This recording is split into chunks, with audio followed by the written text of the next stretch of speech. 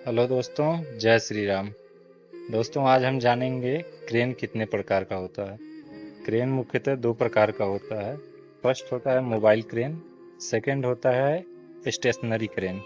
Mobile crane उसे कहते हैं जो एक जगह से दूसरी जगह ले जा सके, उसे मोबाइल क्रेन कहते हैं।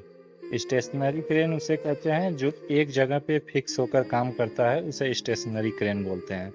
मोबाइल क्रेन का उदाहरण होता है दोस्तों, जैसे कि मान लीजिए टायर क्रेन हो गया और ग्रोवर क्रेन हो गया। और स्टेशनरी क्रेन में आता है जो एक जगह पे फिक्स होके काम करता है, उसे स्टेशनरी क्रेन कहते हैं। आशा करते हैं दोस्तों वीडियो आप लोगों को अच्छी लगी तो लाइक एंड सब्सक्राइब कर दो दोस्तों।